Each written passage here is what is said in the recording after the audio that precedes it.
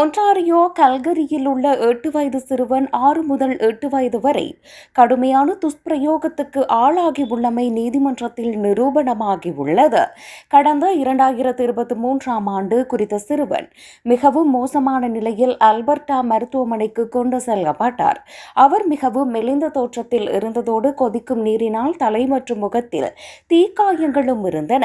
சிறுவனின் தந்தை Matthew Jason Scott கடுமையான தாக்குதல் மற்றும் தடுத்து வைத்தல் உள்ளிட்ட கடுமையான குற்றச்சாட்டுகளில் குற்றத்தை ஒப்புக்கொண்டார்.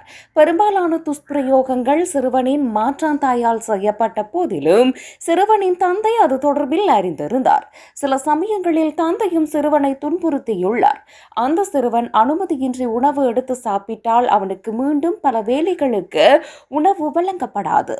மேலும் சில சமயங்களில் சிறுவனை வெளியே தள்ளி கதவை பூட்டியுள்ளதால் அவர் போர்வையின்றி குளிரில் உறங்கியுள்ளார். அத்துடன் சிறுவனை கண்காணிக்க வீட்டில் கேமராக்களும் பொருத்தப்பட்டிருந்தன. இவ்வாறு இருக்க தாங்கள் இந்த துஷ்பிரயோகத்தை நிறுத்த பல தடவை முயன்று தோல்வியுற்றதாக சிறுவனின் சகோதரர்கள் நீதிமன்றத்தில் தெரிவித்தனர்.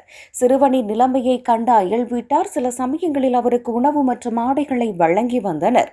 இந்த நிலையில் கடந்த 2023ஆம் ஆண்டு சிறுவனின் உடல் மிகவும் பலவீனமாகியுள்ள நிலையில் அவரது தந்தை மற்றும் மாற்றாம் தாய் ஆகியோர் சிறுவன் மனநலம் பாதிக்கப்பட்டுள்ளதாக கூறி மருத்துவமனையில் அனுமதித்தனர். எனினும் காயங்களை கண்ட மருத்துவர்கள் போலீசாரை அழைத்து விசாரிக்குமாறு பணித்தனர். இதனையடுத்தே குறித்த வழக்கு நீதிமன்றத்துக்கு சென்றுள்ளது. சிறுவன் இப்போது பாதுகாப்பான மற்றும் அக்கறையுள்ள வீட்டில் வசிக்கிறார்.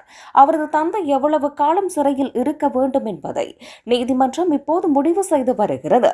வழக்கறிஞர்கள் 15 ஆண்டுகள் கோருகின்றனர். அதே நேரத்தில் பிரதிவாதிகள் குறுகிய தண்டனையை விரும்புகிறார்கள்.